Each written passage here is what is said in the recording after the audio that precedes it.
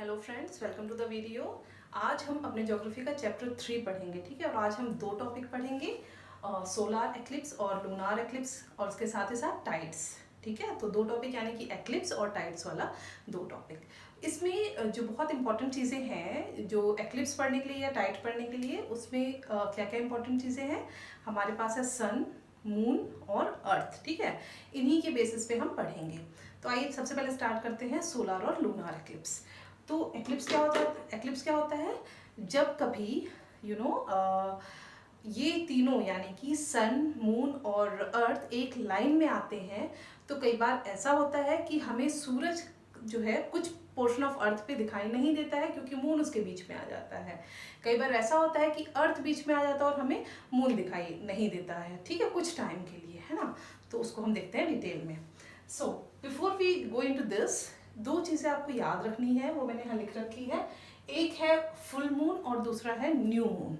Full moon मतलब जैसा कि नाम सजेस्ट कर रहा है कि पूरा का पूरा मून जब हमें दिखता है, ठीक है, पूरा मून हमें पूरा फुल मून दिख रहा है, ठीक है, वो है फुल मून, जिसको हम हिंदी में क्या कहते हैं? पूर्णिमा, ठीक है, पूर्णमासी या पूर्णिमा। अगला है न्यू मून, यानी कि जब हमें मून नहीं दिखता है, ठीक है, मून का फेस जो डार्क फेस है, वो हम उसको, पृथ्वी जो है, अर्थ जो है, वो डार्क फेस को फेस कर रही है, ठीक है, यानी कि उस फेस पे सनलाइट नहीं पड़ रही है फिलहाल के लिए, और वो हमारी तरफ है, इसलिए हमें वो दिखाई नहीं देता है। So that is something known as new moon, और उसी को हम हिंदी में क्या कहते हैं? अमावस्या। ये दो चीजें हमारे लिए इंपॉर्टेंट है, ठीक है। तो चलिए सबसे पहले देखते हैं हम सोलार एक्लिप्स।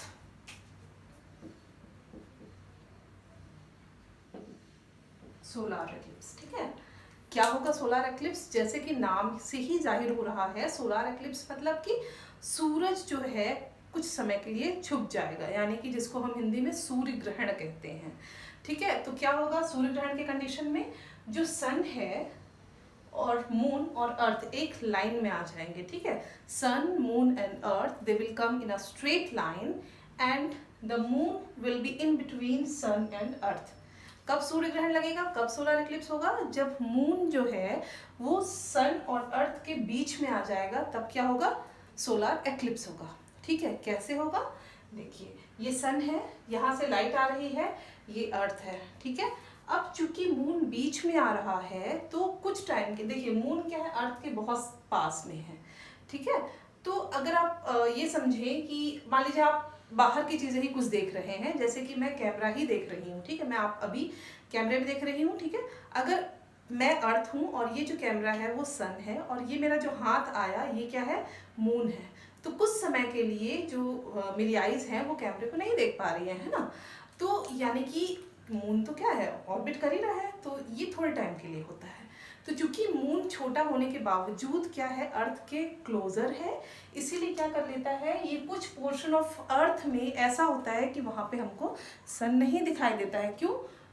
ये जो अर्थ मून है, ये धीरे धीरे आके इस तरीके से ऊपर से या नीचे से आता हुआ, जब भी अपने ऑर्बिट में, भाई मून क्या है, अर्थ जो है वो सन का चक्कर लगा रहा है, और जो मून है वो अर्थ का चक्कर लगा रहा है, ठीक है।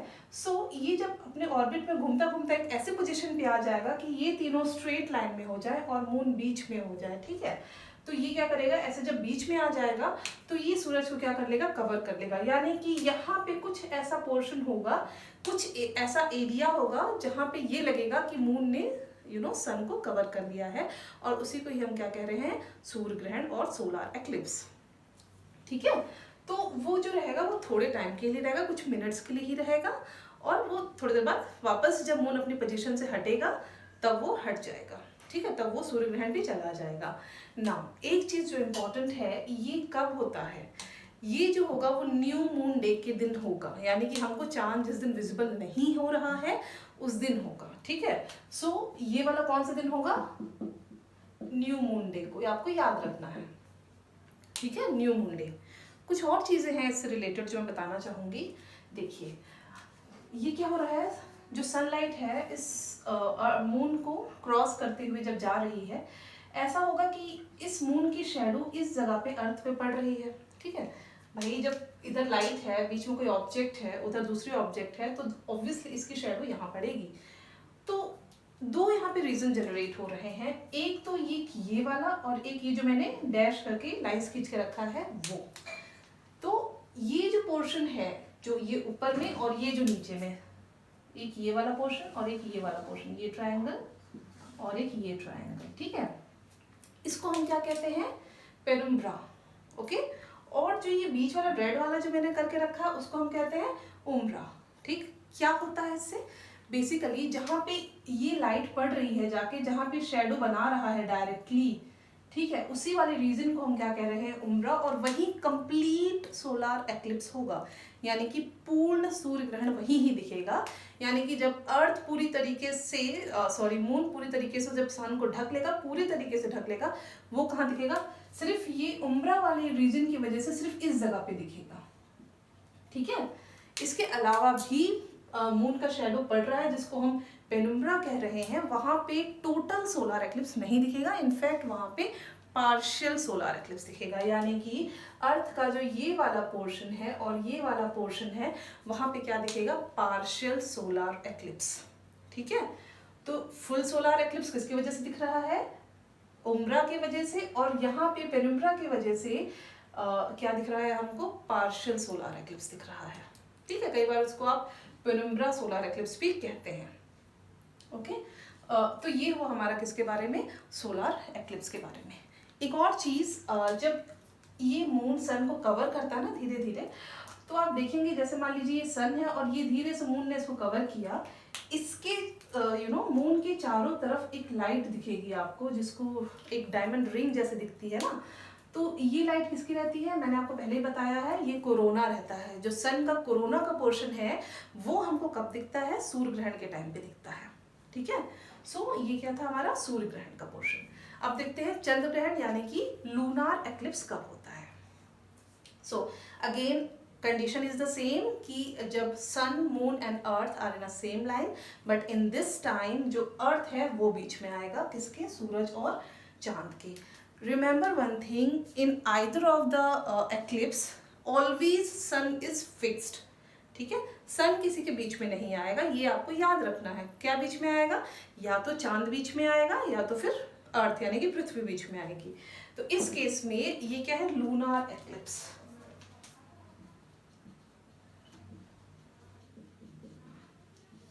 Lunar eclipse. So lunar eclipse के केस में क्या होगा, अर्थ जो है वो मून के और सन के बीच में आ जाएगा। नो रिमेंबर वन थिंग, ये किस दिन होगा, this will be on full moon day.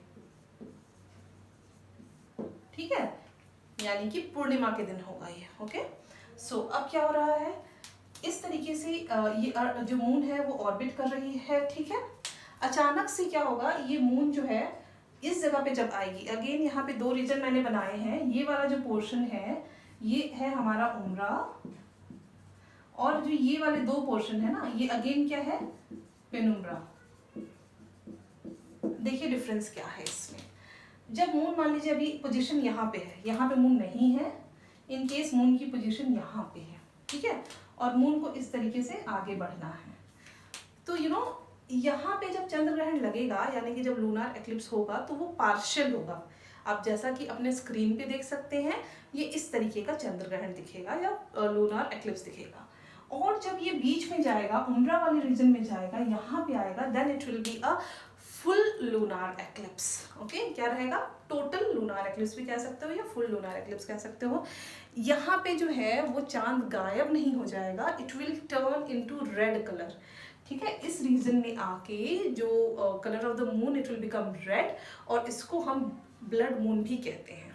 ठीक है, कैसा कलर हो जाएगा, ब्लड रेड कलर का हो जाएगा। ठीक है, जो मून का कलर है it will turn to red. ठीक है, सो two things that you should remember, in fact 3 things that you should remember, कि in lunar eclipse earth is in between sun and moon, it will be on full moon day and the color will be changed to red, और उसको हम क्या कहते हैं, blood moon भी कहते हैं। ठीक है, सो ये था हमारा किसके बारे में, लूनार एक्लिप्स और सोलार एक्लिप्स के बारे में। एक और क्वेश्चन जो माइंड में आता है वो ये कि भाई हर महीने ही फुल मून और न्यू मून होता है, तो हर महीने सोलार एक्लिप्स और लूनार एक्लिप्स क्यों नहीं होते।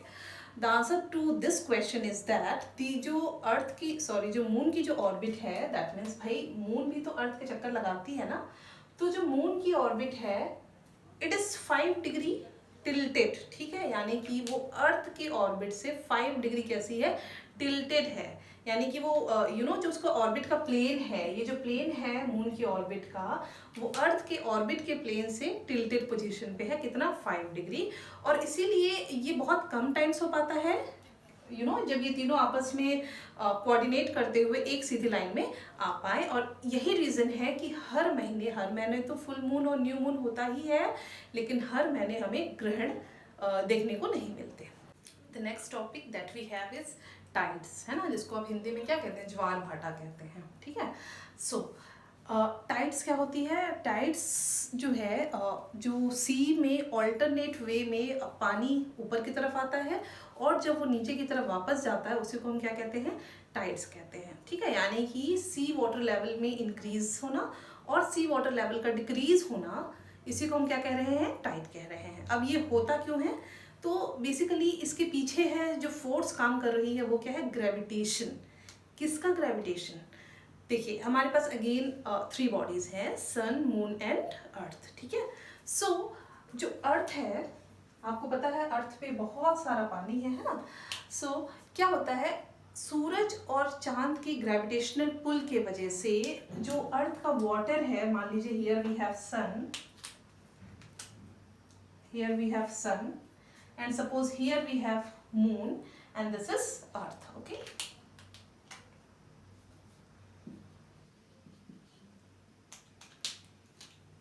इस तरीके से हमारे पास क्या है, अर्थ, मून और सन है, ठीक है। अब क्या होगा, इनके ग्रेविटेशनल पुल के वजह से, किसके, सूरज के और चांद के ग्रेविटेशनल पुल के वजह से क्या होगा, जो अर्थ सरफेस पे जो वाटर है ना, जो भी वाटर है वो इस तरीके से बल्ज आउट होगा, ठीक है। जिस तरफ आपका ग्रेविटेशनल पुल मिल रहा है, ये मून क्या कर रहा है, इसको अट्रैक्ट कर रहा है, सन भी क्या कर रहा है, अट्रैक्ट कर रहा है, तो वाटर कैसा हो रहा है, खिंचा रहा है। तो खिंचा रहा है इसका मतलब ये कि जो वाटर लेवल है वो क्या हो रहा है, इंक्रीज हो रहा है, ठीक है। सो इस तरीके से जो इंक्रीज हो रहा है इसी को ही हम क्या कह रहे हैं, टाइड कह रहे हैं। और ये क्यों हो रहा है, because of the gravitational pull of sun and moon. But जो ग्रेविटेशनल पुल ऑफ मून जो है वो ज़्यादा होता है एज कम्पेयर टू सन। ऐसा होना तो नहीं चाहिए कि मून का ग्रेविटेशनल पुल ज़्यादा नहीं होना चाहिए, एक्चुअली होता भी नहीं है, लेकिन यहाँ पे जो है मून अर्थ के काफ़ी क्लोजर है as compared to the sun, and that is the reason why जो इसका ग्रेविटेशनल पुल का जो इफेक्ट है अर्थ पे वो ज़्यादा होता है एज कम्पेयर टू द सन। यानी कि जो मून की वजह से टाइड्स आएंगी वो ज़्यादा, या हम इस तरीके से कहें जो टाइड्स जो आती हैं वो बेसिकली ज़्यादातर मून की वजह से आती हैं, ठीक है। उसमें जो सन का कॉन्ट्रीब्यूशन है वो कम रहता है या ऑलमोस्ट हाफ रहता है as compared to the moon, ठीक। तो इस तरीके से क्या हो रहा है, ये पानी क्या हो रहा है, बल्ज आउट हो रहा है, ठीक है। सो जब ये पानी यहाँ से बल्ज आउट हो रहा है तो अर्थ क्या कर रही है, अपने एक्सिस पे स्पिन भी तो कर रही है ना। तो यहाँ पे एक फोर्स काम करता है जिसको हम क्या करेंगे, सेंट्रीफ्यूगल फोर्स काम कर रहा है, जिसकी वजह से यहाँ का जो वाटर रहेगा बिल्कुल इसके अपोजिट साइड का, ठीक है, वो भी क्या होगा, बल्ज आउट होगा, ठीक। क्यों ऐसा हो रहा है, देखिए अर्थ को स्पिन भी करना है, अगर एक तरफ का वेट अर्थ का ज़्यादा हो जाएगा तो वो जितनी स्मूथली स्पिन कर रही है वो उतने स्मूथली स्पिन कर नहीं पाएगी। इसको आप इस तरीके से इमेजिन कर सकते हैं कि मान लीजिए आपने अपने एक हाथ में बाल्टी ले रखी जिसमें कि पानी भरा है और आप घूमने की कोशिश करिए, ठीक है, सिर्फ एक हाथ में बाल्टी है, दूसरा हाथ खाली है, ठीक है। और आप अगेन दोबारा कोशिश करिए कि आप दोनों ही हाथ में उतनी ही वेटेड बाल्टी, यानी कि 2 बाल्टी में उतना ही पानी लेके आप रोटेट करिए। So it will be easier for you guys to rotate in the second condition. क्यों, क्योंकि वहाँ पे सेंट्रीफ्यूगल फोर्स काम कर रहा है, ठीक है। सो इसी वजह से स्पिनिंग के दौरान during the rotation of the earth to balance, ये क्या होता है, जो वाटर है फ्रॉम दिस एरिया ये क्या हो जाएगा, बल्ज आउट होगा, बाहर की तरफ फैलेगा, और उसके जस्ट अर्थ के पीछे का पोर्शन भी क्या होगा, बाहर की तरफ फैलेगा, ठीक है। और यहाँ पे जो आएगा, यहाँ पे वाटर क्या हो जाएगा, कम हो जाएगा। सो दैट मीन्स इस टाइम पे यहाँ पे क्या हो रहा है, इधर और इधर साथ में टाइड आ रही है और इधर साथ में टाइड आ रही है। टाइड में 2 बार क्यों बोल रही हूँ, अब देखिए टाइड जो है फ्लो के हिसाब से दो टाइप की हो सकती है अकॉर्डिंग टू फ्लो। ये है फ्लड टाइड और एक है इब टाइड। ठीक है, क्या होता है जब पानी ऊपर की तरफ जाता है, यानी कि समुद्र तल से ऊपर की तरफ, जब तल नहीं बोलना चाहिए, जब समुद्र में ऊपर की तरफ जा रहा है तब उसको हम फ्लड टाइड कहते हैं, और जब वो समुद्र से पीछे की तरफ जा रहा है ना तो उसको हम क्या कहते हैं, ईब टाइड कहते हैं। आप में से कई लोग बीच गए होंगे, ठीक है, समुद्र में जो बीच रहते हैं वहाँ गए होंगे, सी बीच गए होंगे, ठीक है। तो क्या होता है कि पानी कई बार आप अगर दो बार उसी जगह को आप विजिट करेंगे तो आप देखेंगे पानी में डिफरेंस रहता है, ठीक है। तो जब पानी जो है सी शोर के पास आता जाता है तो उसको हम फ्लड टाइड कहते हैं, और जब वो सी शोर से पीछे जाता है तो उसे हम कहते हैं ईब टाइड, ठीक है। तो ऐसा होता है कि दिन में 2 बार पानी जो है सी शोर के पास आता है, उसको फ्लड, यानी कि जैसे फ्लड आना जैसे कहते हैं, ठीक है, तो फ्लड टाइड हो गया। और 2 बार ही क्या होता है, पानी पीछे जाता है, उसको हम क्या कहते हैं, ईब टाइड, यानी पानी काफी पीछे चला जाता है, कई मीटर्स पीछे चला जाता है, ठीक है। तो आप ये कह सकते हो कि यहाँ पे तो फ्लड टाइड आ गया, और इस जगह पे क्या आ गया, फ्लड टाइड, और इन जगहों पे क्या आ गया, ईब टाइड, ठीक है। तो दिन में एक जगह पे एक ही आप सी बीच कह लीजिए, वहां पे 2 बार फ्लड टाइड आएगा और 2 बार ही ईब टाइड आएगा, यानी कि 2 बार फ्लड टाइड को आप हाई टाइड कह लो और इसको लो टाइड कह लो, ठीक है। तो दिन बार 2 हाई टाइड आएंगे और 2 लो टाइड आएंगे, और इनके बीच का इंटरवल कितना रहेगा, ऑलमोस्ट 6 आवर का इंटरवल रहेगा। दैट मीन्स अगर हाई टाइड अभी मान लीजिए सुबह 6 बजे हाई टाइड आया है तो उसके 6 घंटे बाद उसी सी बीच पे लो टाइड आएगा, ठीक है, यानी कि 12 बजे दोपहर में लो टाइड आएगा, ठीक है। फिर उसके 6 घंटे बाद शाम को 6 बजे फिर हाई टाइड आएगा, ठीक है। तो इस तरीके से एक जगह पे इन 24 hours you get 2 high tides and 2 low tides, या फिर 2 फ्लड एंड 2 ईब टाइड।